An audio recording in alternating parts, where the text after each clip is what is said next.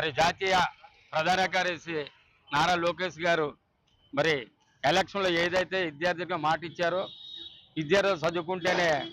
వాళ్ళ కుటుంబం బాగుంటుంది, వాళ్ళు బాగుంటారు, ప్రాంతం బాగుంటుంది, రాష్ట్రం బాగుంటుంది, దేశం బాగుంటుంది అనే ఆలోచనతో వాగ్దానం ప్రకారంగా ఈరోజు మరి అసెంబ్లీ మీటింగుల్లో కూడా మరి నారా చంద్రబాబు ముఖ్యమంత్రితో మాట్లాడి కూటమి అందరిని ఒప్పించి ఈరోజు విద్యార్థులకి గత ప్రభుత్వం ఏదైతే విద్యా చదువుకోమని హామీ ఇచ్చి కుంటుపరిచారో, చదువుకోవడానికి అవకాశం లేకుండా చేశారో దాన్ని నారా లోకేష్ గారు ఆలోచించి పిల్లలు చదువుకోవాలంటే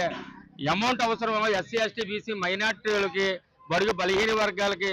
అగ్రవర్ణంలో కూడా చాలా పేద వాళ్ళకి కూడా వాళ్ళ ఫీజు రియంబర్స్మెంట్ ఇవ్వాలనే ఉద్దేశంతో ఈ రోజు 1200 కోట్ల రూపాయలు విద్యార్థులు చదువుకోమని ప్రకటించడం పిల్లలు అందరిలో కూడా ఆనందంతో ఉరకలేస్తున్నారు. ఎందుకంటే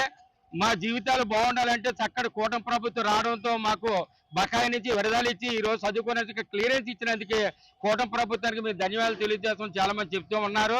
అలాగే మన గాజువాక నియోజకవర్గం రాష్ట్ర నాయకులు మన పల్లా శ్రీనివాసరావు నాయకత్వంలో కూడా ఈ యొక్క అవకాశం మనకు కలిపి, ఎందుకంటే గాజువాక నియోజకవర్గంలో ఉత్తరాంచల్ నియోజకవర్గంలో ఎంతమంది అయితే పేద విద్యార్థులు ఉన్నారో అది చదువుకోవాలంటే చాలా ఇబ్బంది కాబట్టి ఈ ఫీజు రియంబర్స్మెంట్ ద్వారా అందరూ బాగుంటారని చెప్పడంతో దాని ప్రకారం ఈ రోజు గాజువాక ఉత్తరాంచల్ అంతా అందరూ ఆనందంతో కుటుంబాలతో సంతోషిస్తున్నారు. భవిష్యత్తులో కూడా పిల్లలు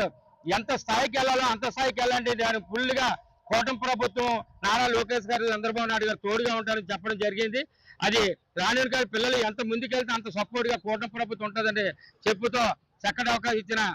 పెద్దలందరికీ నమస్కారం చేసి సెలవు